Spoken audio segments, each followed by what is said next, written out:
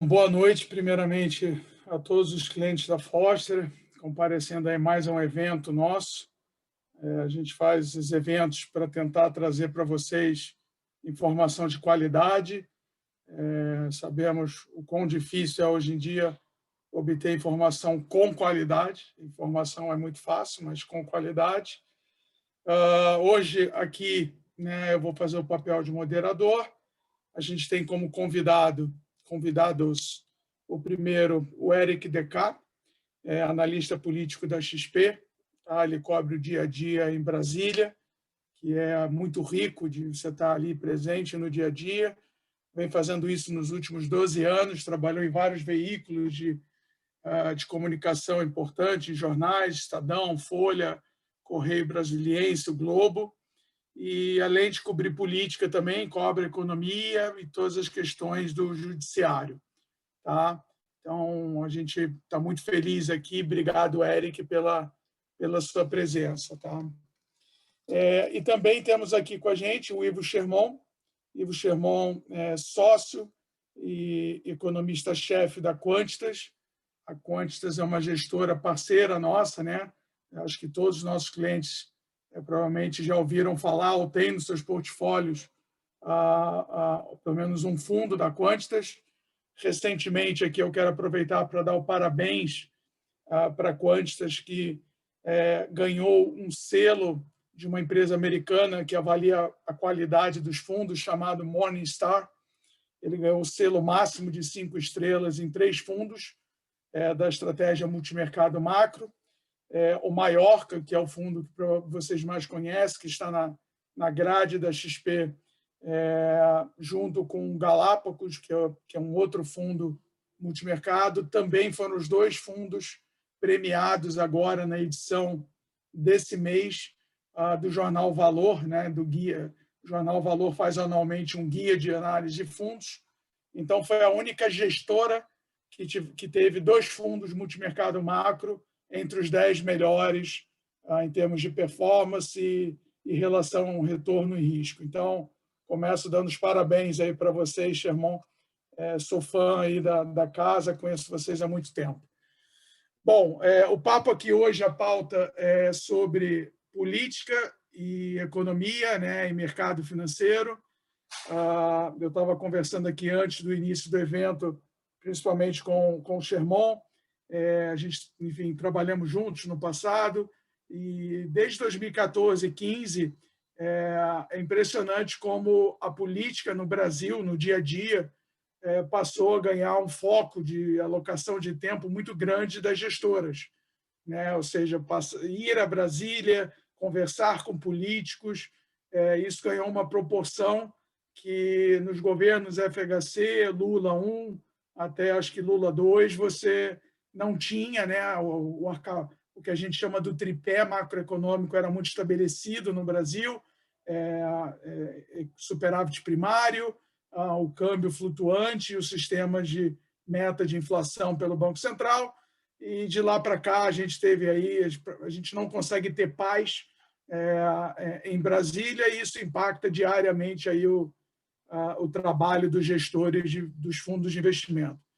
Então, fazendo esse gancho com vocês, eu preparei alguns tópicos. Eu queria, sim, começar pelo primeiro tópico de economia, tá?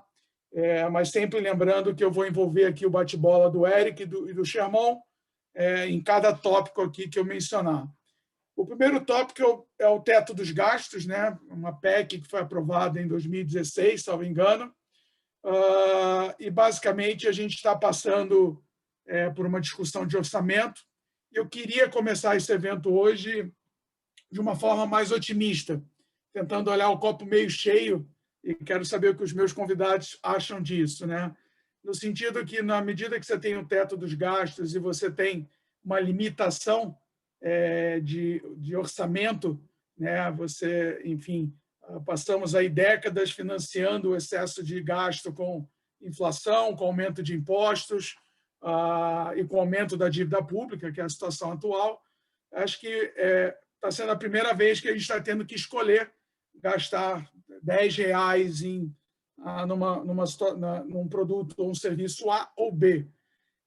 E se isso é verdade, se isso não é um processo de amadurecimento da classe política e também colocando todos numa vitrine maior, porque cada vez mais a gente vai conviver com essa discussão do orçamento, como é muito comum na Europa, na Inglaterra, principalmente. Enfim, queria ouvir a opinião dos dois, tá? Primeiro começando pelo Eric, depois pelo Ivo, por favor. Boa noite, Bruno.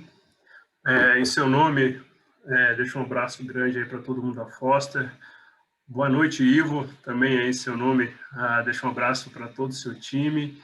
E boa noite para todos que estão nos acompanhando. Falo aqui direto de Brasília. E esse tema do orçamento, depois eu acho que o Ivo pode até trazer mais dados, deixou muitos investidores apreensivos. Por quê? Falando de uma forma bem simples, falando de uma forma bem didática para vocês, o que aconteceu? A gente tem no orçamento o que a gente chama de despesas obrigatórias, que é uma caixinha que, como o próprio nome diz, é um gasto obrigatório do governo. O governo tem que gastar ali com previdência, o governo tem que gastar com subsídios, o governo tem uma série de gastos que estão ali dentro dessa caixinha. E na disputa aqui, que aconteceu no mês passado, na elaboração, na votação do projeto, os parlamentares tiraram dessa caixinha 30 bi, vamos arredondar, foram 30 bi que eles tiraram dessa caixinha e colocaram numa outra caixinha que se chama despesa discricionária, é esse palavrão. Mas é dentro dessa caixinha da despesa discricionária que estão as famosas emendas parlamentares, que são da onde os parlamentares vão tirar recurso para fazer obras no redutos eleitorais. O que aconteceu? Quando passou de uma caixinha para outra, ficou um buraco. Ficou um buraco onde tem despesa obrigatória. E a grande questão foi como tampar esse buraco. E aí entra essa questão que o Bruno colocou, do medo de se furar o teto de gasto, estourar esse teto de gasto para tampar, para cobrir esse buraco que foi deixado nessa despesa obrigatória. Só que tem um fator limitador. Tem um fator que, como o Bruno colocou também, a PEC do teto de gasto foi aprovada em 2017, Bruno, foi a primeira medida aprovada no governo Temer para sinalizar para o mercado financeiro, para sinalizar para o investidor, que aquela sistemática que a gente tinha nos governos anteriores de gastar, agora é ter um limite. E isso está na Constituição, gente. Estourar o teto de gasto hoje, qualquer presidente, seja o Bolsonaro, qualquer um, pode depois recorrer a crime de responsabilidade, porque está na Constituição. Só que aí ficou esse debate. O que vai fazer com essa caixinha que está estourada aí em cerca de 30 bi? No final das contas, foi feito o seguinte, os parlamentares devolveram 10, o governo, que também tem direito aí no orçamento a fazer investimentos em várias áreas, cortou 10 deles e depois ficou faltando 10. Mas e aí, como é que faz com esses últimos 10 que restaram? E aí que veio uma solução que preocupa os investidores. E qual foi a solução? Tiraram do teto de gasto os recursos previstos para despesas da pandemia e para despesas dessa renovação desses novos benefícios que a gente já viu hoje na rua, que é essa questão do bem, que trata da questão trabalhista, a questão do Pronamp, que também deve reduzir aí as taxas para pequenos e médios em pequenas e médias empresas. Só que aí, quando tiraram do teto, e aí, por isso, por tirar, não estouraram o teto, tiraram da meta fiscal, ficou, então, essa dúvida. Porque, vem cá, e agora, o que vai acontecer? Tendo em vista que a gente não sabe até quando essa pandemia vai perdurar. A gente não sabe até quando esse gás que foi tirado do teto vai avançar aí na questão que eu acho que depois o Sherman pode até explicar melhor do que eu. E é aí que mora, então, a dúvida do investidor, é aí que mora, então, essa questão sensível de até onde essas despesas vão, tendo em vista que ninguém sabe como é a pandemia. Então, nessa questão do teto, do ponto de vista desse debate que teve, foi bastante sensível o Paulo Guedes. Na questão política, trazendo agora, puxando um pouquinho mais sardinha para o meu lado, a gente viu uma reforma ministerial anteontem. Mas não foi uma reforma ministerial, foi sim, gente. O Paulo Guedes mudou 6 secretários da pasta dele. Lembrando que o ministério do Paulo Guedes, o super ministério do Paulo Guedes, antigamente eram 6 ministérios que foram juntados num só. Então, se lembra aquela reforma ministerial de um mês atrás, que a gente viu que teve aquele estresse todo com a defesa, que teve estresse, que mudou o pessoal da Segov, que mudou o pessoal de várias áreas, da AGU, do Ministério da Justiça? Então, aconteceu essa semana no Ministério do Paulo Guedes, quando ele reformatou ali o desenho, mudando algumas peças. E por que ele mudou algumas peças? Para atender ao Congresso, que estava bastante chateado com a relação dessa discussão que teve em torno do orçamento. Ficou muito desgaste para o Paulo Guedes, ele precisou fazer esse rotation, ele precisou tirar alguns integrantes do time dele que estavam no front. Agora, a dúvida, para quem está nos acompanhando, é justamente como é que fica essa relação do Paulo Guedes com o Congresso, se é só essa mudança que ele fez vai atender a turma ou não. Existe uma pressão muito grande, Bruno, aqui em Brasília, para que o Paulo Guedes desmembre esse ministério dele, para que acomode mais a ala política. Mas isso a gente vai falar lá na frente. Existe essa pressão, existe todo esse jogo em torno do Paulo Guedes, que saiu bastante enfraquecido nessa disputa com relação ao orçamento, porque ele teve que ceder bastante aí para essa ala, que é uma ala mais voltada para a política, que está com um foco muito maior na questão de emendas e recurso para obras, porque a gente já está na antessala aí de uma eleição de 2022. Perfeito. Ivo, sua opinião, alguma coisa a acrescentar ou discordar? Não, discordar não, só queria pontuar que acho que você começou a sua pergunta de maneira correta, você quis olhar o copo meio cheio. Eu só acho que ainda está cedo, tá, para a gente ter essa visão copo meio cheio, né? É claro que a gente pode contar uma história e não incorrer em nenhuma inverdade, né? Nada é muito falso, e dizer o seguinte: olha, o teto do gasto, como o Eric bem falou, está na Constituição, você furar tem custo muito elevado, e isso é ótimo, e é a primeira vez, ou a segunda vez, acho que é a primeira de maneira mais séria, que o Congresso está batendo a cabeça na parede para achar uma solução, porque, afinal de contas, tem um negócio aqui que está pressionando a gente. Antigamente, você fazia um orçamento qualquer, gastava o que quisesse, botava em restos a pagar, e ia meio que empurrando com a barriga, né, o seu gasto. Você falou corretamente, esse é olhar o copo meio cheio. Existem pressões constitucionais. O outro lado, que aí por isso que eu acho que está meio cedo para a gente se antecipar e ficar otimista com o debate que aconteceu, é que na primeira oportunidade os políticos conseguiram, e aí políticos, estou falando de maneira bastante abrangente, executivo, legislativa, até porque a gente sempre sabe, o Eric sabe melhor do que eu, pressões aconteceram dentro do executivo também, não é só uma questão dos parlamentares, não existe bad cop, né, good cop aqui, os dois lados têm seus mocinhos e bandidos. Na primeira oportunidade que os políticos tiveram, eles começaram a tirar coisas que estariam sujeitos a esse teto constitucional, né? Então, existe uma regra legal, mas foi relativamente simples você dar aquele driblezinho na regra, né? Então, será que ano que vem, depois a gente vai falar um pouco mais disso, mas em tempos normais, se é tão simples mudar a regra, qual é a força que essa mesma regra tem? Que, aliás, é um problema, acho que estrutural do país, em qualquer esquina que a gente se depare, que as regras são relativamente flexíveis, né?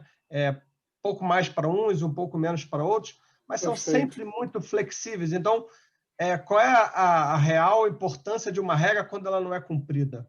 Então, acho ótimo que tenha regra, é melhor do que não ter, mas ela precisa, nos próximos anos, ela precisa mostrar mais força de lei, né? Como o próprio Eric falou. A coisa não pode... é pandemia, tudo bem, a gente entende, a gente, mercado no caso, né? Entendemos, não foi legal, teve um pouco de volatilidade, mas passou o evento, você vê que os ativos a compressão de risco começou a acontecer, o próprio dólar, que acho que é um símbolo disso tudo, saiu lá do 5,70, já estamos aí em 5,35. Está tendo uma descompressão de risco, porque o evento passou e, como o Eric falou, acharam uma solução ok. Mas fica, eu acho que sim, um ponto de interrogação, e é por isso que eu acho que está muito cedo, que quem disse que ano que vem, se precisar, dá mais um jeitinho, né? Porque, afinal de contas, só criar uma rúbrica. Perfeito. Eu quero aproveitar... Bruno, deixa eu só acrescentar esse ponto do Sherman, que é muito interessante, essa questão da flexibilização das regras. Sherman, tinha muita expectativa aqui em Brasília do TCU entrar em campo e o TCU dar um freio de arrumação nisso. Só que essa expectativa foi frustrada, porque o Tribunal de Contas da União é um órgão muito próximo ali do Congresso, todos os ministros que estão lá foram indicados pelos parlamentares, e eles não entraram nessa bola dividida. Eles falaram, não, veja bem, eu preciso de mais dados, deixa eu analisar melhor e tal, e ficou aquela bola quicando. Então, eu concordo completamente contigo quando você fala nessa questão da flexibilização e onde isso pode parar, né? É isso aí. Perfeito. Eu vou aproveitar para a gente encerrar esse papo de teto, né? Mas eu acho importante, porque os nossos clientes vão ouvir isso muito, que é a questão, em 2022, por uma questão técnica que eu queria que vocês explicassem, o governo, né, o governo do Bolsonaro vai ter uma capacidade de gastos discricionários maior do que vem tendo em função dessa questão da inflação, etc., mas eu vou deixar vocês explicarem. A minha pergunta eu vou dividir aqui, né? Eu vou pedir ao Ivo para passar e explicar o porquê que em 2022, que é um ano de eleição presidencial, o governo Bolsonaro pode ser bem-sucedido e tentar obter mais dividendo político com maior gasto. E para o Eric aqui, basicamente, eu vou discutir se o risco é mais da base do governo bem inteligente tentar capturar mais essas verbas e o governo e o executivo ficar mais vazio. Podemos começar pelo Ivo. Então, vamos lá. Da forma como eu entendo, aí se eu cometer algum equívoco, Eric, por favor, me corrija. Da forma como eu entendo, o teto de gasto ele sempre é ajustado, né? E usa para calcular até onde, porque é um teto, né? Uma regra que estabelece o quanto você vai poder gastar dentro, como o Eric falou, das obrigatórias, tem as discricionais e tudo mais. Então, a cada ano você precisa reajustar esse teto, até porque ele não é um teto totalmente estacionado no tempo. Então, a cada ano você tem que, por exemplo, colocar a inflação, adicionar a inflação, só que essa conta é feita no meio do ano. Então, se calcula ali a inflação 12 meses. Por uma questão de efeito base, quando a gente chegar no meio desse ano, a gente vai estar com uma inflação muito alta, né? Então, o teto, vamos supor que o teto seja 100, né? R$100. Então, a inflação vai ser, no meio do ano, vai estar correndo perto de 7%, pode ser até um pouco mais do que isso. Então, quando forem calcular qual é o limite que o governo e o orçamento, no caso, vai ter para se gastar entre as rúbricas obrigatórias e discricionárias, vai ser um teto um pouco mais alto, porque a inflação 12 meses no meio do ano vai estar muito alta, né? Que depois ela vai começar a ceder para fechar o ano um pouco mais bem comportada. A gente lá da Coins estima que esse ano deve ter uma inflação ali de 5,3%. Então, no meio do ano, possivelmente vai ser perto do pico do ano de inflação, mas deu a sorte de que você vai ajustar o teto por uma inflação mais alta, né? Então, Você vai ter mais espaço para gastar. E, Eric, quais, na sua opinião e na sua experiência em Brasília, se tivermos mais capacidade de gasto do governo, isso vira mais emenda para o Congresso ou mais obra para o Bolsonaro inaugurar?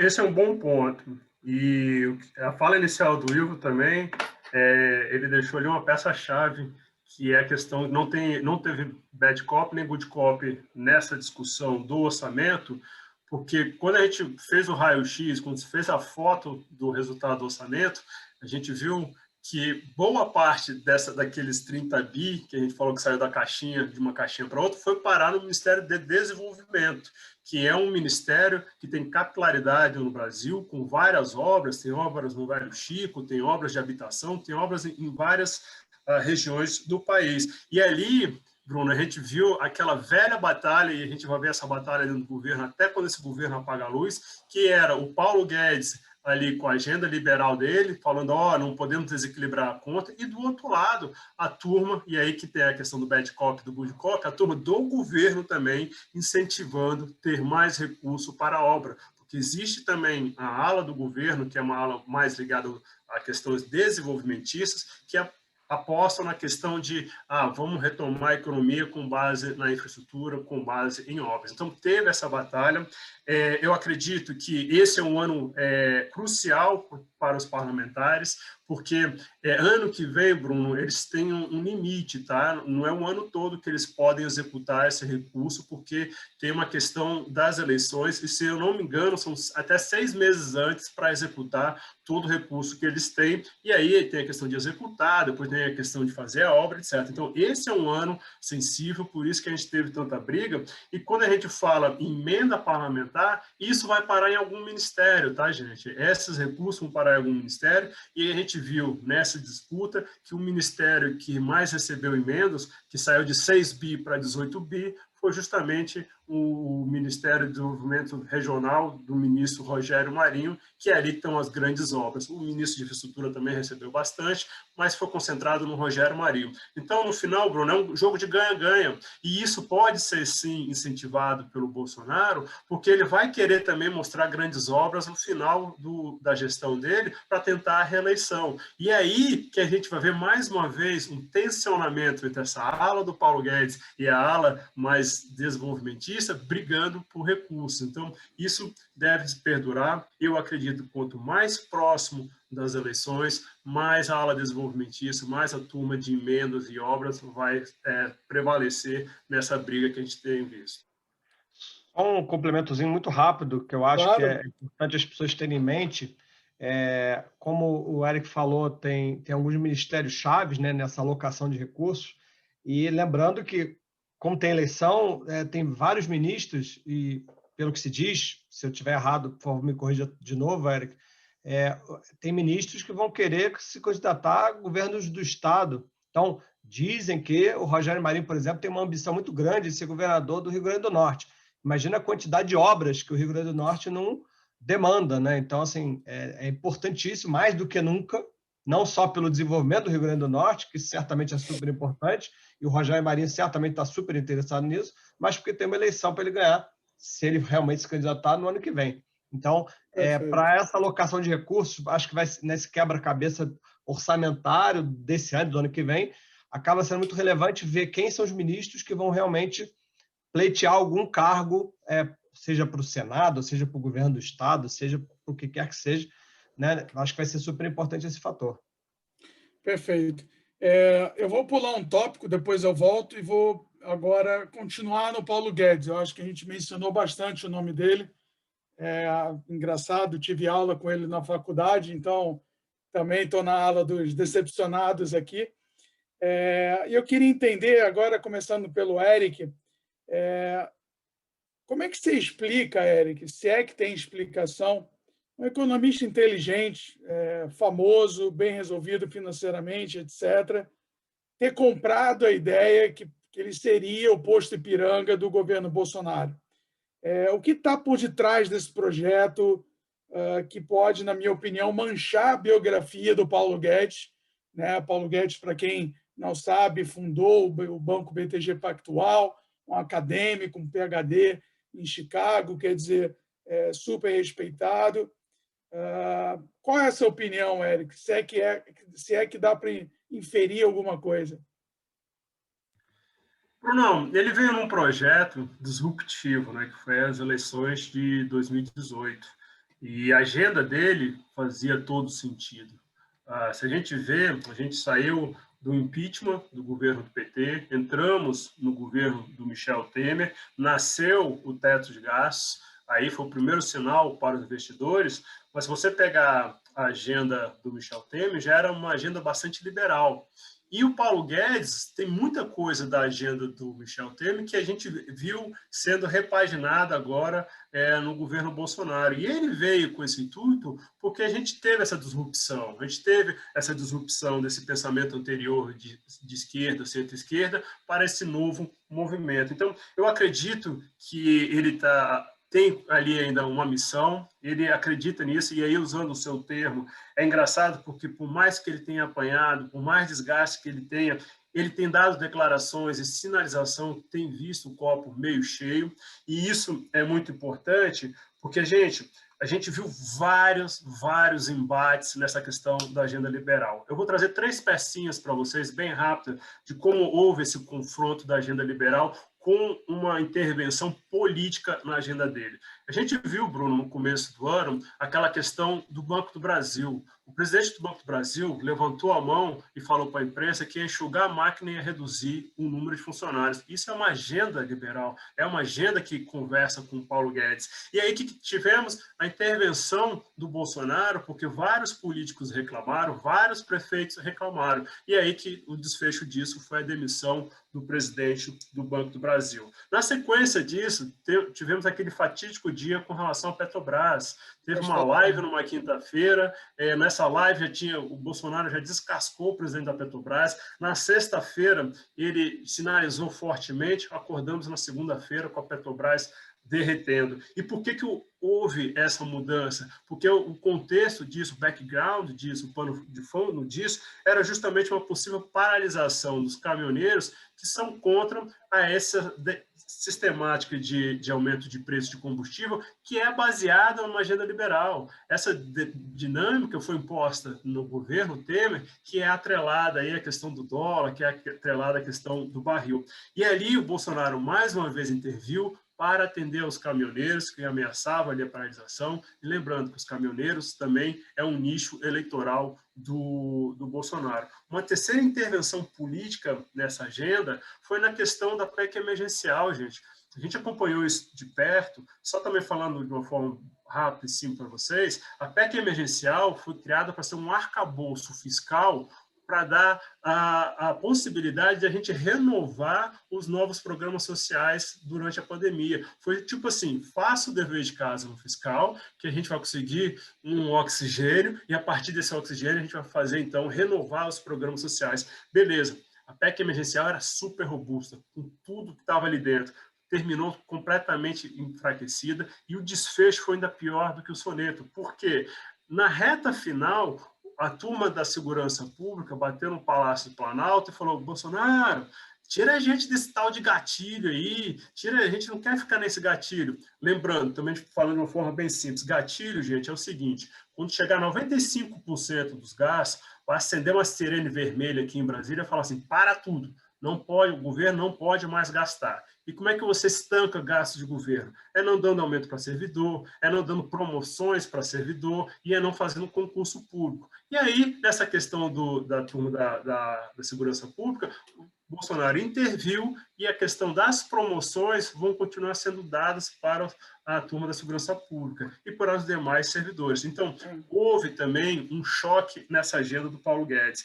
Então, a gente vê, e esse é o medo hoje, Bruno, de como isso vai se perpetuar daqui para frente, porque quando há questões pontuais, o Bolsonaro tem intervido. Ao mesmo tempo, a gente vê uma agenda micro do Paulo Guedes sendo colocada. A gente teve a votação do saneamento, gente. Para quem é da região Nordeste, sabe que ali em Alagoas, ali no meio do ano passado, no meio dessa pandemia, dessa quebradeira, investidor fugindo, abriram um leilão lá do saneamento, porque foi aprovado o novo marco do saneamento aqui no Congresso, e ali foi investidor de tudo quanto é lado aparecendo. Eu conversei com o governador na ocasião, e o governador falou o seguinte: que eu esperava X, 5X de investimentos. A gente teve a questão da lei do gás, quem é do Rio conhece bem essa questão. A lei do gás acabou com o monopólio da distribuição de gás, a tentativa de atrair mais investidores. A gente está num debate hoje muito forte com relação à Eletrobras. Existe a possibilidade da Eletrobras avançar. O que eu quero dizer isso para vocês? O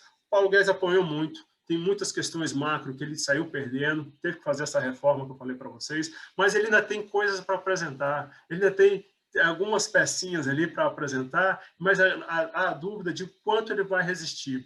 Só para fechar, Bruno, eu acho que ele permanece no governo. Ele só sairia do governo se a gente tivesse uns 180 graus na agenda. Se a gente olhar assim, a agenda liberal acabou, a agenda liberal não existe mais nesse governo, agora a gente só tem essa agenda desenvolvimentista, e quando isso acontecer, gente, existe uma lógica aqui em Brasília, não existe vácuo no poder, alguém vai estar conduzindo essa agenda e não vai ser o Paulo Guedes. E não esperem que quando tiver esse U-turn, esse 180 graus, e essa agenda mudar, que venha alguém do mercado. Ah, mas pode ser o presidente do Banco Central substituir? Eu duvido, porque neste momento que o Paulo Guedes sair, já não tem mais espaço para a agenda liberal. E quem do mercado, quem tem a ideia liberal, vai querer entrar nessa. Então, assim, há muitas questões ainda aí abertas, e eu acho que o Paulo Guedes só sairia, Bruno, para concluir, se a gente tivesse esse estresse de uma mudança de 180 graus na agenda, o que ainda não tem caminhado. Tem questões pontuais, como eu trouxe para vocês, mas não tem ainda esses 180 graus realizados. Vou aproveitar o Ivo, né, como um participante do mercado financeiro. Os caras passam o dia inteiro tomando café expresso e discutindo política aqui, lá fora, etc., mas sempre muita inteligência envolvida. Hoje, no mercado, quando você conversa na Quantitas e com seus pares, qual a importância da permanência do Paulo Guedes no Ministério da Economia? Eu acho que ela é absolutamente importante por alguns motivos, e o principal deles é um pouco do que o Eric falou. Não que o mercado tenha uma super expectativa sobre esse restante de governo, tá? Acho que teve alguma decepção, sim, vamos dizer assim, com o agregado. É claro que, sem dúvida nenhuma, em várias frentes tivemos avanços, né? Como ele falou, do gás, saneamento, a perspectiva de ter alguma privatização de Correios e Eletrobras, a própria Previdência, que não dá para esquecer, enfim, tiveram muitas decepções e tiveram alguns golzinhos, tá? Só que é um pouco do que o Eric falou, que eu acho que é o que torna fundamental a permanência dele, que se ele não estiver, é porque a coisa foi para outro lado completamente diferente e muito pior. Então, é quase como que assim, a permanência dele nos assegura que a gente não está indo para o caminho de lá. Ele chegou a dizer, né, que se ele saísse, a gente virava a Argentina no dia seguinte, né? Não sei se foi uma frase dele. Não me recordo exatamente disso, mas poderia ser uma frase dele tranquilamente, né? Então, assim, eu acho que a permanência dele, ela é a condição necessária para a gente não desandar, entendeu? Que a permanência dele já não é mais suficiente para nos assegurar que vai ter um grande progresso a agenda. Mas ele não pode sair porque isso vai ser um reflexo, um símbolo, não é só símbolo, ele vai ser um reflexo de que a gente está indo para um outro lado, entendeu? Então, pelo menos, você fica ali para manter pelo menos um empate, dado que você já está ganhando ali de 1-0, né? 2-0, 2-1, você fica ali para, sabe, é um zagueirão. Antigamente, Paulo Guedes, no âmbito da campanha do Bolsonaro, era visto como o nosso camisa 9, o que ia meter todos os gols. Eu acho que hoje ele é visto como o xerife da zaga que não vai deixar ninguém passar. Entendeu? Me lembra muito o Joaquim Levy, em 2015, né? Em agosto de 2015.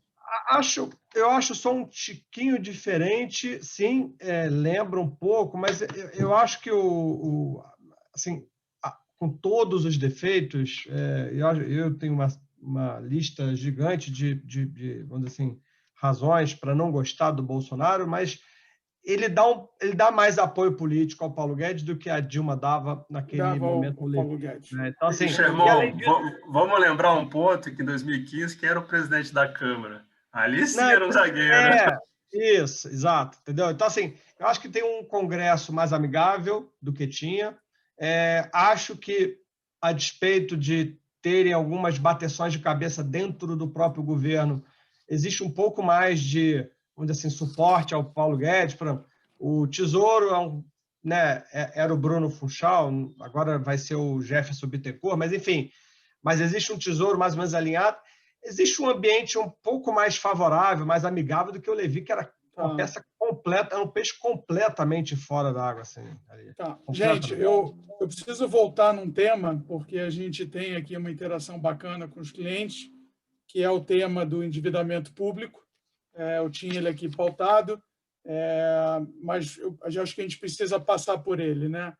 E, basicamente, quer dizer, o que se discute hoje é o Brasil, o Eduardo Amadeu, né, que foi ministro do Trabalho no governo Fernando Henrique, sócio do Gávea, economista famoso, disse essa semana que a gente está há 20 anos discutindo os mesmos problemas no Brasil.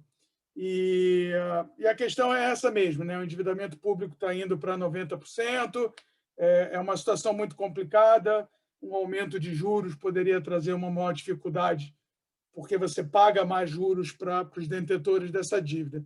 Agora, um assunto que ninguém discute, lá fora é muito discutido, é que essa equação, sem entrar muito no detalhe, ela é basicamente muito em função do superávit primário, que a gente não vai conseguir fazer tão cedo, mas do diferencial entre o crescimento econômico e a taxa de juro paga nessa dívida, né? E a agenda de crescimento econômico está parada, né? Ou seja, a gente provavelmente vai ter um PIB contraindo comparado com o nível que estava em dezembro de 2020. Dito isso, para o Eric aqui, a minha pergunta Eric, conversando aí nos bastidores com a classe política, integrantes do Executivo e do Congresso, você não vê esse tipo de noção entre eles? E sim, quais tipos de situações você viu de consciência que a gente precisa endereçar isso para o bem de todos, né? Da classe política, pelo menos? Brunão, a gente vê muita preocupação por parte do Guedes e o time dele.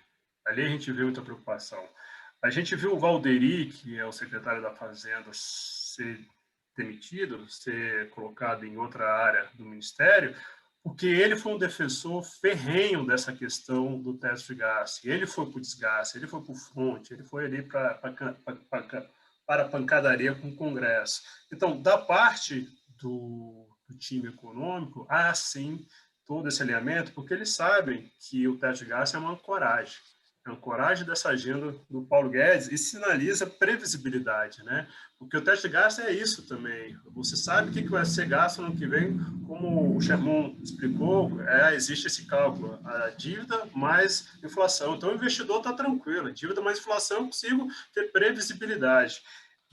Da parte do Congresso, não. Da parte do Congresso, dessa parte mais desenvolvimentista, não. Se vocês jogarem no Google, esse debate que a gente viu do orçamento agora, esse desfecho, começou em agosto do ano passado. Em agosto do ano passado, se vocês jogarem no Google, foi o período que o Paulo Guedes mais apanhou, porque já existia essa pressão por mais gastos fora do teto para a infraestrutura. Joguem aí, ministros de infraestrutura defendem pelo menos 5 bi a mais fora do teto. Então, você vê que não há essa consciência por parte do governo. E por que isso? Porque o político é pragmático, gente. O político está pensando na reeleição dele. O político está pensando em levar um trator, levar uma escola, levar algum benefício para o reduto eleitoral dele que possa dar algum alento nesse momento e isso carimbar o retorno dele. O político não está pensando em PIB, o político não está pensando em quanto vai ser o rombo. E a gente pega até um exemplo, pegar o auxílio emergencial. O auxílio emergencial chegou no Congresso no passado por 200. Aqui ninguém está questionando se é necessário ou não, tá? Só estou tentando trazer a cabeça do político. Saiu por 600. Chegou a 200, chegou a 500 dentro do Congresso e o Bolsonaro, com a cabeça política, fechou ali nos 600. Então, assim... A gente gastou todas as fichas para não ter ficha em 2021, né? Enquanto não se esperava esse segundo round. E é aí que está aquela primeira questão que você colocou, quando a gente falou do teto, da preocupação, porque a gente já está falando em terceira onda e ninguém sabe, gente. A gente está vendo casos de países vacinando e mesmo assim os números aumentando. Então, assim, essa que é a preocupação. E sendo então, falando de uma forma bem objetiva, a parte da economia, muita preocupação, a turma está sempre com o caderninho na mão, mas dentro do Congresso, meu amigo, véspera de eleição, já está esse caos. Ano que vem, essa pressão ainda vai aumentar ainda mais. Perfeito. Sherman, eu queria aproveitar o teu conhecimento aí muito bom de política monetária, inflação, e fazer o link, né, que é claro que tem um aumento da inflação expressiva, mas acho que você deve concordar comigo que tem um problema de uma âncora fiscal, ou seja, essa previsibilidade, a falta de previsibilidade que o Éric comentou, vem pressionando a moeda brasileira, entre outras coisas, fazendo o trabalho do Banco Central muito mais difícil. E eu acho que isso está muito aqui na questão do teto e principalmente do endividamento público. Na sua visão, como é que você explicaria aqui para os nossos clientes como é que esse movimento se retroalimenta, né? O fiscal, o juro, a inflação, o câmbio. Então, vamos lá. O que aconteceu desde o final do ano passado? Né? A gente estava começando a ver alguma retomada de crescimento global, principalmente de alguns países desenvolvidos. O Joe Biden venceu a eleição nos Estados Unidos, assumiu com uma agenda super progressista e, do ponto de vista econômico, com um gasto fiscal, com pacotes fiscais absolutamente sem precedentes. Vamos dizer que não tem nenhum precedente, tem a Segunda Guerra Mundial. Estamos no segundo momento da história em que os Estados Unidos mais estão expandindo gastos para controlar a pandemia e agora para outros programas. O que significa isso? Significa que a injeção de dinheiro no mundo aumentou dramaticamente do ponto de vista fiscal e monetário, não só nos Estados Unidos, mas na Europa foi feita a mesma coisa, na China foi feito mais ou menos a mesma coisa, em qualquer outro país que se vê a expansão de recursos, tanto do ponto de vista fiscal quanto do ponto de vista monetário, foi absolutamente sem precedente. Isso tem uma implicação que é o aumento dramático de demanda por commodities. Né? Então, as pessoas querem construir novos aeroportos, precisa comprar cobre, ou, enfim, o ferro, etc. O dinheiro que vai para a mão da família que perdeu o emprego, ele vai poder continuar comprando o frango, o ovo, ou leite, whatever. Então, a demanda por commodities agrícolas também continuou muito pesada. Então, os preços das commodities foram para a lua. Né? O que usualmente acontece quando as commodities sobem muito? Como o Brasil é um exportador de commodities, né? O Brasil vende muita soja, o Brasil vende muito minério para a China, por exemplo, o Brasil vende muita carne. Como a gente vende muita commodity, quando os preços das commodities sobem muito, normalmente entra muito dólar no Brasil e a nossa moeda se valoriza muito. Poxa, mas a gente começou o ano lá de 2020 com dólar 4, chegou a 6, agora está 5,5, 5,30 para ser mais bem preciso. O que aconteceu? Aconteceu exatamente isso que você falou. Mesmo num ambiente global extremamente positivo para a nossa moeda, a bagunça fiscal foi tão grande, os conflitos políticos /fiscais foram tão dramáticos que o risco Brasil que os investidores aplicaram ao país, ou essa desorganização fiscal, foi lá para cima.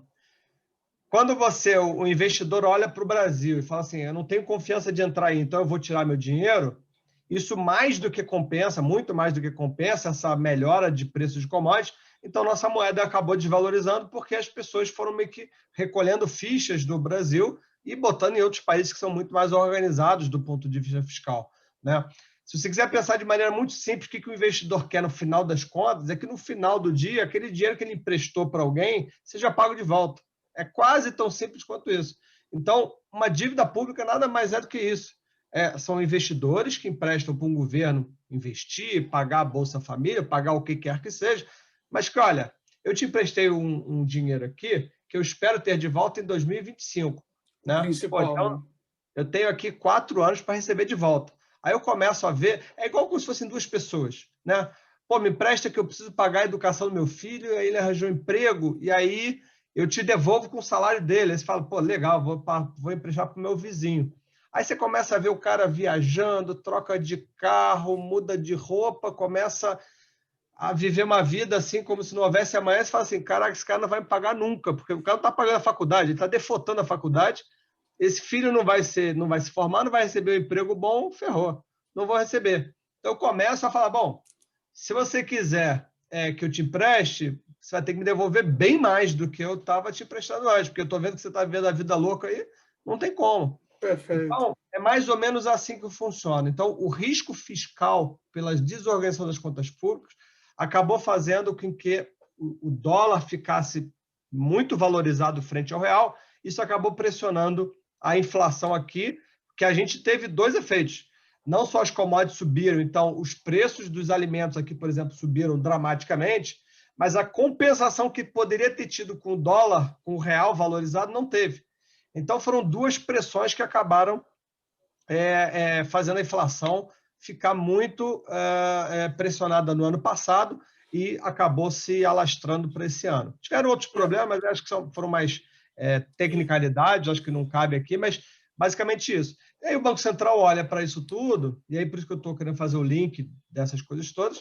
O Banco Central olha para essa situação de inflação mais alta, cenário de Brasília complexo e esdrúxulo e tudo mais, né, em relação às contas públicas, o Banco Central começa a ter que subir os juros para controlar a inflação, porque é a única âncora, né? A inflação, para ficar bem comportada, imagina a inflação como uma criança de 1 ano de idade, alguma coisa tem que segurar ela, né?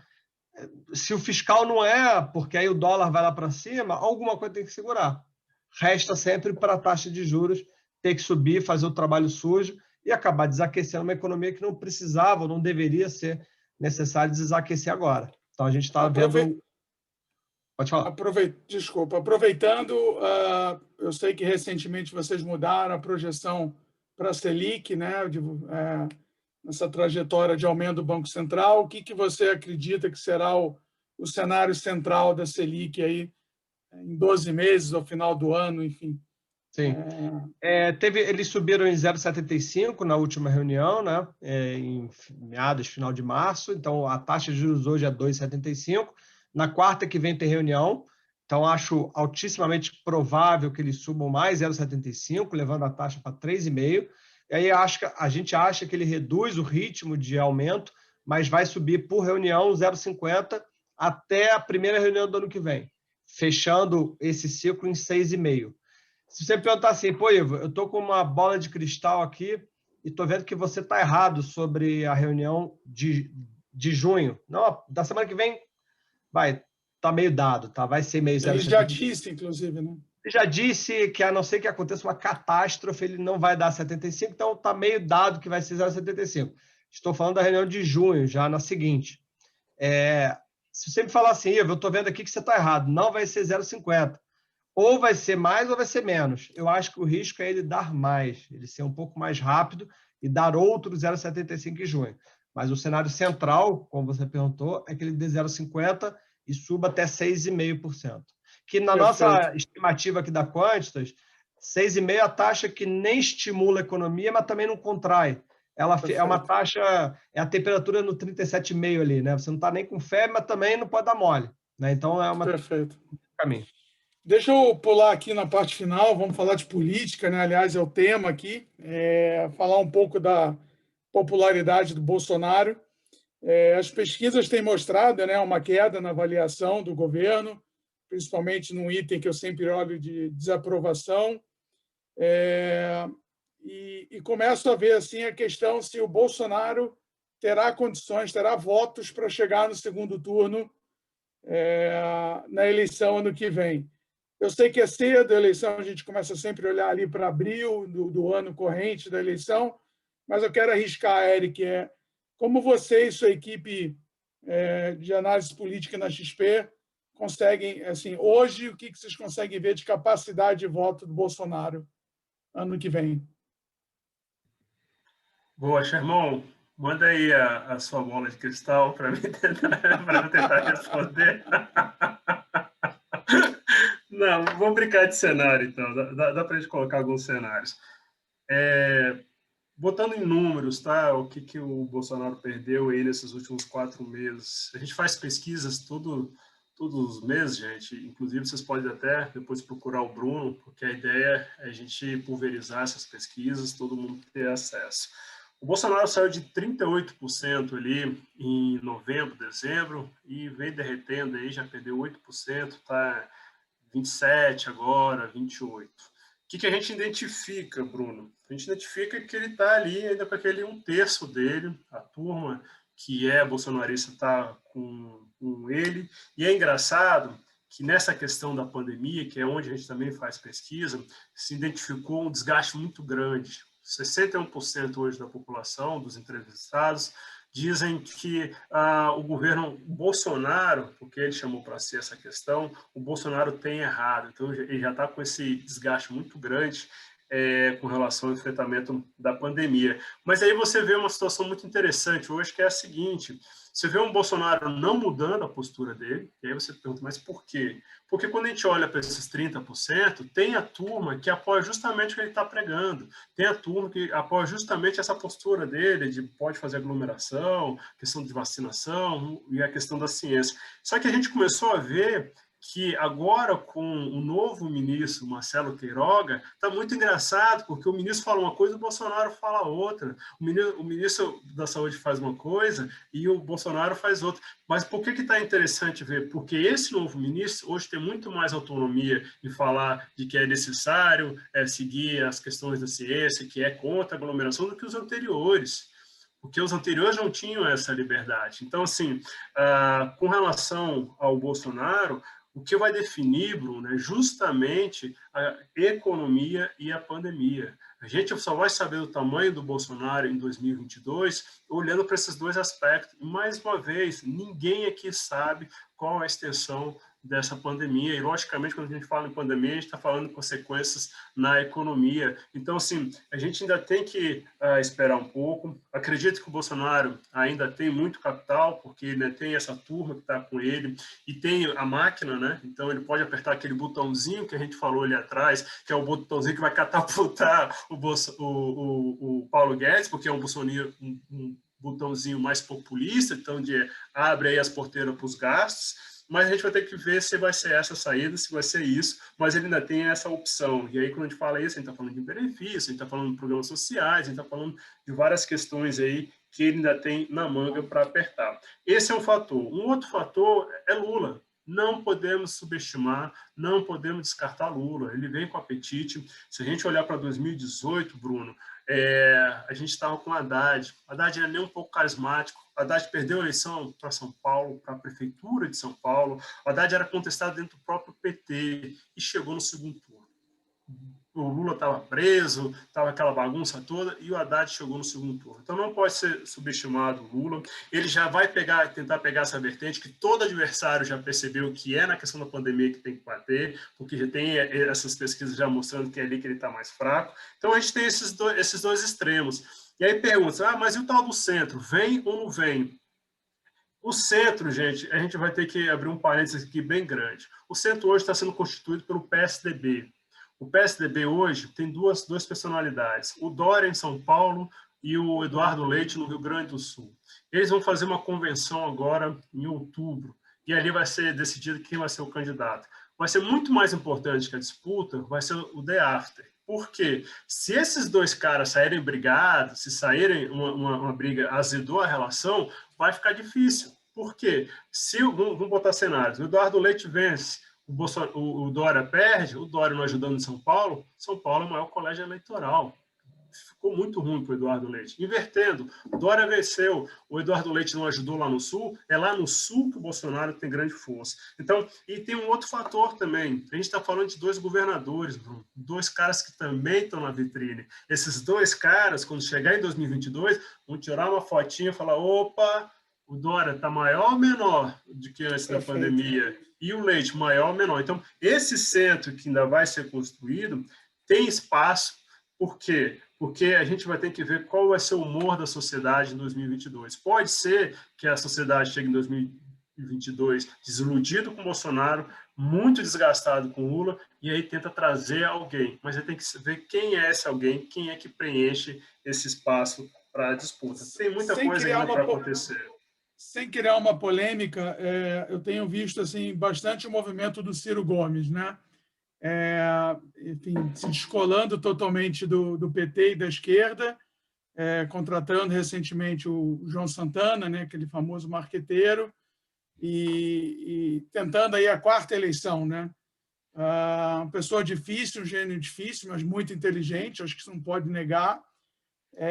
Você acha que ele teria chance, nesse cenário, de ocupar um espaço no segundo turno? Provavelmente, eu diria que seria com Lula, né? Já que hoje, né, se a gente tivesse que chutar. Não vejo a possibilidade de a gente ver duas esquerdas no segundo turno, não. Eu acho que a gente vai com uma polarização, nem que seja com o centro, mais o Ciro, o Bolsonaro, mais o Ciro e o Lula. Não vejo dois personagens de direita no segundo turno, nem dois personagens que representam a esquerda no segundo turno. Eu acho que vai ter um balance, acho que o Brasil novamente vai estar dividido, e a gente vai passar por aquele embate que a gente viu um pouco em 2018. O Ciro tem potencial, mas o Ciro vai ser, acho que, engolido aos poucos pelo PT, vai ser engolido aos poucos pelo Lula, porque o Lula vai jogar muito com o passado dele, o Lula vai trazer muitos debates sociais que vão estar muito latentes em 2022, a questão social vai estar muito, muito perene. Como lá fora, né? Como nos Estados Unidos. Ele tem isso, mas tem esse ranço, tem toda essa questão da corrupção, tem toda essa questão que foi envolvida o PT, e é aí que talvez que possa nascer a tal do novo centro. E aí, ampliando, não vejo o Ciro, eu vejo o Ciro competitivo até um certo ponto, mas depois eu acho que ele, ali, como ele fragmenta a esquerda, ele perde tração, tá? Ele chega, dá um sprint, mas não conclui a maratona. E aí, dentro desse contexto, que pergunta muito, Bruno, para finalizar, tem o Luciano Huck. Ah, mas o Luciano Huck pode ser essa pessoa? Gente, eu tenho muitas dúvidas se o Luciano Huck tem estômago para entrar na política. A política, gente, é uma questão, aqui em Brasília, é muito delicada. Se você não é um político já ali tradicional, etc., é muito difícil você sobreviver aqui dentro. A gente viu em 2018 um discurso contra a velha política. E aonde está a velha política hoje? Dentro do governo, está no comando do Congresso, está fazendo e acontecendo. Será que o Luciano Huck vai ter esse estômago? Será que o Luciano Huck vai ter algumas tratativas que são feitas aqui? Ele vai tomar pé disso e vai avançar com isso? Eu tenho dúvida. Perfeito. Antes de eu ir para o último ponto, terminando agora essa questão da política pontual, não de longo prazo, Sherman, você tivesse que apostar, você acredita que o Lula viria num pragmatismo de um Lula paz e amor, ou viria com discurso e práticas, enfim, daquele Lula que a gente já teve muito medo em 2002, em 89, etc. Eu acho que ele já está mostrando a cara, né? No primeiro discurso que ele fez depois que o Fachin tomou a decisão, acho que ele já foi bastante ponderado. Ele tem dito que ele já deu algumas sinalizações, ele tem dado muita entrevista para veículos de imprensa internacional, né? E ele sempre tem dito, outro dia ele até falou que o mercado, os investidores tinham que rezar todo dia para ele ser eleito.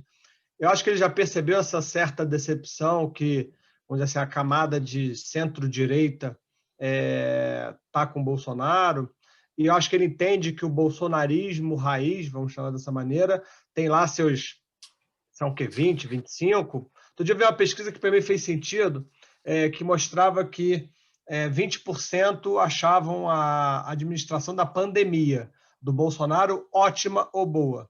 Para você achar que a pandemia é ótima ou bom, é porque o cara pode aparecer do jeito que quiser, que você vai votar no cara, né? Então, derivado dessa pesquisa, alguém, eu não vou lembrar exatamente quem, falou o seguinte: bom, dessa pesquisa ele tira que tem 20 muito sólidos. É muito difícil do Bolsonaro perder 20%, porque esses caras acham ele ótimo e bom controlando a pandemia.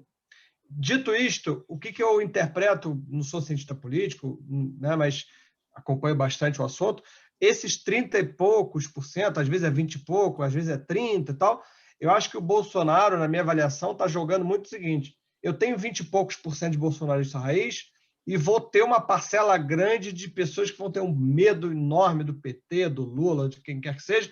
Vou chegar nos meus 40 e poucos, segundo turno é outra eleição. E aí depois a gente vê o que a gente faz, vai para o embate, né? Final de campeonato ali com o Lula. Respondendo a sua pergunta de forma objetiva, eu acho que o Lula, pelo lado dele, sabe que tem também seus 20, 25% de fiéis, e tem essa camada da centro-direita que seria bolsonarista porque tem medo, ele precisa reconquistar pelo menos uma parte, né, relevante. Ou pelo menos que esse cara vote em nulo para esvaziar e fazer, de repente, o Bolsonaro ficar nos 20 e poucos total, né? E ele chegaria com muito mais força e mais facilidade nos 40 e pouco. O Eric falou uma coisa que é verdade. O Bolsonaro, pré-pandemia, em 2018, teve contra um Haddad, que era um cara relativamente fraco, 46% dos brasileiros não votaram no Bolsonaro em 18. Depois disso, a gente teve uma decepção com, vamos dizer assim, com a parte econômica, teve uma decepção com os legalistas, os lavajatistas do Sérgio Moro, teve uma decepção aí grande com a questão da pandemia. Então, o que esses 46% que não votaram no Bolsonaro, mesmo com o Lula preso e com o Haddad sem graça, né? O picolé de chuchu parte 2 ali, petista, parece relativamente fácil você chegar se você conquistar um pedacinho dessa centro-direita que votou no Bolsonaro ou porque ele era liberal, ou porque ele era lavajatista, ou porque o que quer que seja, ou porque não queria o Haddad de jeito nenhum. Então, eu acho que o Lula vem, não sei se paz é amor, assim, mas eu acho que ele vem fazendo um discurso bem tranquilo. Lembrando que logo depois que o Fachin tomou a decisão, o Lauro Jardim soltou aquela notinha de que o Marcos Lisboa tinha sido convidado. O próprio Marcos Lisboa já negou. Mas a gente sabe que, esqueci qual é o ditado, mas não sei o que não está em árvore e tal. A gente sabe que quando plantam, não precisa ser verdade. Alguém plantou, talvez para sinalizar algumas pessoas, é o seguinte, putz, vai ser um cara do tipo Marcos Lisboa que vai estar com Lula. Se for, presidente do INSPER. Putz, se for Marcos Lisboa, não precisa ser o Lisboa, vai, mas se for alguém parecido, né? E já trabalhou com... Já trabalhou no governo Lula, aí já apareceram alguns investidores, outro dia o próprio Mobius lá, que é um investidor importante lá de fora, falando, olha, não sei porque que o mercado tem medo do Lula, acho o cara ótimo. Não sei se ele falou ótimo, tá? Mas a gente começa a ver as pessoas assim, não é tão ruim assim, né? Quem sabe? Por que não? Porque é no relativo, né? Deixa eu trazer... A Dilma seria um caos, mas o Lula... O Eric quer dar uma palavrinha. Nesse caso, chama o Meirelles. No limite, chama o Meirelles. É exatamente isso. Agora, assim, pensando em política aqui, e eu vou tentar explorar de vocês aqui algo mais difícil, na minha opinião. Eu gosto muito do cientista político lá, do Sérgio Abranches. Ele tem uma tese, que até tem um livro muito bom, que é basicamente que o sistema brasileiro, né, de presidencialismo, de coalizão multipartidário, ele está fadado ao fracasso. A gente não consegue formar uma coalizão, uma base no Congresso para apoiar as ideias do governo. E pensando assim, todo mundo que se isolou, Collor, Dilma, etc., não conseguiram permanecer no poder. Entendo também que o brasileiro, o Sherman me ensinou isso, ele gosta muito da personificação da pessoa, né? A culpa tem que ser da Dilma, a culpa tem que ser do jogador, sei lá, do Neymar, quer dizer, não é nunca uma análise da estrutura. Nunca institucional. Institucional. Mas a verdade é que a gente só teve 5 presidentes que terminaram seus mandatos em mais de um século, né? Você, Eric, você concorda com a opinião do Sérgio Abranches? Essa é a pergunta mais fácil. E, para você, qual seria a solução desse problema? Uma vez que você mora em Brasília, eu acho que você vê isso, deve te incomodar muito mais. Se eu entendi bem na parte da coalizão, por mais que seja uma coalizão informal, gente, não tem nenhum presidente que governou aqui sem coalizão. E aí, quando a gente fala em coalizão, a gente lembra do Centrão. O Centrão que está hoje com o Bolsonaro, a gente teve essa última reforma ministerial do mês passado, foi para botar os 5 partidos dentro da esplanada. Os 5 partidos do Centrão estão hoje dentro da esplanada, ou estão na presidência da Câmara, ou na presidência do Senado, com o apoio do governo. Então, o governo fez ali uma blindagem colocando o Centrão para dentro, e isso é coalizão. E aí, se a gente olhar para trás, esse mesmo Centrão estava com Alckmin na disputa de 2018, que depois estava com Michel Temer, que antes estava com a Dilma, e estava com o Lula 1, com o Lula 2. Então, a coalizão, por mais que não seja algo formalizada ali no papel, existe e precisa sim, porque sem isso o governo não consegue avançar com suas propostas. Teve um episódio, que aí o Sherman lembrou bem, que foi a Previdência. Você fala, mas e a Previdência? Gente, a Previdência foi o seguinte, criou-se um caldo de cultura no governo Temer, aquela tentativa de votar, veio o Wesley Day, que eu acho que a maioria aqui vai se lembrar. A partir do Wesley Day, o governo Temer foi engessado, porque ele só teve que gastar o capital político dele para sobreviver, para não perder a cabeça dele. E ali foi criado um caldo de cultura, e eu nunca vou me esquecer, quando chegou em 2019, o Bolsonaro veio aclamado pela população, e pela primeira vez em toda a história, por parte da população foi para as ruas com cartazes: eu quero uma Previdência. Eu quero uma reforma da Previdência que vai me prejudicar no limite. Mas a turma foi. Então, a gente veio no calor de uma disrupção da votação do Bolsonaro. 3 meses depois, tinha gente na rua com cartaz pedindo reforma. Aí o Congresso aqui fez e aconteceu. Não foi porque, mas aí vocês podem questionar, mas naquela ocasião não tinha coalizão. Não tinha coalizão, mas tinha um sentimento na sociedade muito forte. E, mais uma vez, política é pragmático, o político vai olhar aqui pela janelinha do Congresso, deixa eu ver como é que está a temperatura aqui da turma. Então, assim, tirando esse episódio da reforma da Previdência, que a gente viu que realmente ele não tinha uma coalizão formal, depois disso, a gente viu pouco a pouco aqui essa construção dessa coalizão. Então, eu não sei se eu entendi bem, Bruno, essa questão, eu vejo que qualquer presidente só consegue avançar ou sobreviver ou ficar na cadeira uma coalizão mínima. Sem isso, ele não consegue avançar com nenhuma proposta. Hoje a gente vê muito da questão do impeachment sendo travado porque ele tem essa relação com a cúpula das duas casas e também pelo fator aí da população ainda ter 30% apoiando o presidente. Mas sem uma coalizão aqui em Brasília, não sobrevive nenhum presidente. É muito mais o fato de ser multipartidária, né? Você tem que agradar muitos personagens do que a coalizão em si, né? Mas se vocês tirarem uma foto, são os mesmos personagens de sempre. São as mesmas figurinhas de sempre, que estão desde o Lula 1, que estão hoje pendurados ali no governo. Pode trocar só assim, uma outra foto, mas a questão é a mesma. Com relação à personificação, concordo completamente. E eu acho que neste caso do Bolsonaro, se der errado, quem vai ser crucificado é o ministro Paulo Guedes, porque ele veio como esse poço de piranga, ele veio como uma solução econômica, e, mais uma vez, a questão econômica está muito relacionada à questão do sentimento da população com o mandatário, seja ele presidente, governador ou prefeito. Então, eu acho que, nesse caso, essa personificação ficaria muito mais no ministro Paulo Guedes do que no próprio Bolsonaro, que, como bem colocou o Sherman, tem ali seus 25% a 30%, faça chuva, faça sol, tenha pandemia ou não. Sherman, você concorda? A gente está indo aqui para a última pergunta, depois aí da sua opinião. Eu concordo que a coisa fica muito mais difícil quando você tem que conversar com 30 partidos, sem dúvida nenhuma. Eu acho que, de uma certa maneira, existem duas questões. A primeira é que eu acho que a própria classe política, o sistema político, está mostrando essa dificuldade de se conversar, de botar uma agenda sem recair em grandes, como eu posso dizer, chantagens, que no limite acabam sendo, quando, aos poucos, ele avança em algumas reformas políticas que possam, com o tempo, ir melhorando. Então, há 2 ou 3 anos atrás, se aprovou algumas reformas na política que vai começar a fazer efeito nas próximas eleições. Já teve uma mudança na eleição municipal há pouco, e agora, nessa eleição do ano que vem, também vai ter, sobre a questão das coligações entre partidos.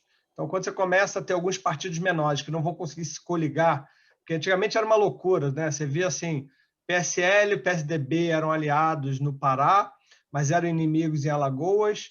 O PT era aliado do MDB em Santa Catarina, mas no plano nacional eram rivais. Enfim, essa maluquice tende a acabar, e isso, aos poucos, vai fazendo com que alguns partidos pequenos comecem a desaparecer, até porque agora vai ter uma cláusula de barreira, né? Então, partidos muito pequenos, pouco representativos, não vão poder acessar alguns recursos que existem para esses partidos. Então, o que hoje são 30, não sei se são exatamente 30, mas arredondando, o que hoje são 30 partidos, é possível que daqui a vou chutar, tá? Eu não sei, de novo, não sou cientista político, mas talvez daqui a uns 6 anos, 7 anos, a gente tenha uns 20 ou 18 partidos. Então, isso aos poucos vai melhorando essa dificuldade que acho que o Sérgio Abranches quis trazer sobre você fazer uma coalizão e poder governar, de fato, com a agenda que você foi eleito para governar. Porque hoje, de fato, como o Eric falou, você fica na mão do Centrão, você começa dizendo que não quer, no final das contas, não tem jeito, porque você não consegue avançar na agenda sem acabar distribuindo as palavras dos ministérios e dos partidos. Então, eu concordo com ele, mas acho que a gente está avançando. Essa é a minha mensagem mais otimista. Perfeito. Antes de eu fazer a última pergunta, é só lembrar a todos os nossos clientes que estão aí participando aí desse evento, vocês vão receber um e-mail de satisfação, é importante respondê-lo para que a gente possa sempre melhorar, ser mais assertivo aqui, trazer temas e pessoas aqui que mais agradem vocês. É para isso que a gente faz esse evento. Minha última pergunta é bem simples, eu acho que eu já sei a resposta, mas se tivesse que pensar no futuro político do país, é mais o presidencialismo de coalizão com menos partidos e nenhuma chance de um parlamentarismo? Ou existiria uma chance de um parlamentarismo? É uma boa pergunta. Eu acho que a gente caminha para um presidencialismo com menos partidos. Eu acho que é o que vai acontecer, mas eu pessoalmente preferiria um parlamentarismo. A despeito de achar que com a nossa imaturidade política, eu não acho que ia diminuir muito a zona que é hoje em dia, não, tá? Porque, lembrando que o parlamentarismo, entre aspas, você derruba presidente com facilidade, acho que a gente ia ter um presidente por semana aqui. Então, isso per se não ia resolver nossos problemas, né? Então, acho que existem reformas que você possa fazer dentro de casa que já arrumariam bastante a confusão que é. Então, não acho que seja uma condição necessária para o sistema político funcionar que vire o parlamentarismo. Eu acho que existem coisas do parlamentarismo que são mais que trazem mais benefícios, mas não acho que seja necessário que a gente só vai dar certo o dia que virar o parlamentarismo. Não acho isso. Eric, seu comentário final aí, chegamos ao limite. Eu concordo com o Sherman. Eu acho que se a gente for para um parlamentarismo, é engraçado porque desde do Dilma, da reeleição da Dilma, o governo já nasce, parece que já tem 3 pedidos em cima da mesa do futuro presidente da Câmara de impeachment. Já nasce assim um novo governo. Então, assim, eu acho que com o parlamentarismo traria mais instabilidade. Eu acho que com o parlamentarismo... O processo de impeachment é um processo mais prolongado, um processo que às vezes tem que passar por um TCU, tem que ser discutido no Supremo, e aí as coisas vão sendo orientadas, muito de olho também no humor da população. Lembrando que a Dilma foi empichada quando tinha só 7% de apoio na população. Aí é fácil empichar qualquer presidente.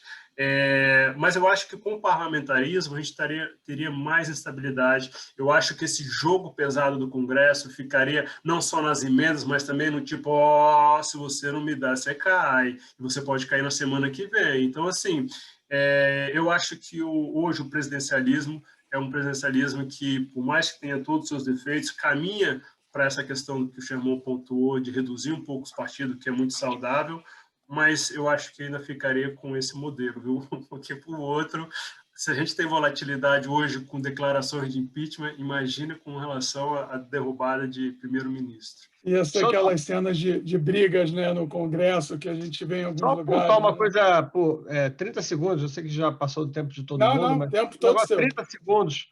É só lembrar o seguinte, né? A gente tem no mundo 2 modelos completamente diferentes de escolha política, como Estados Unidos e Itália.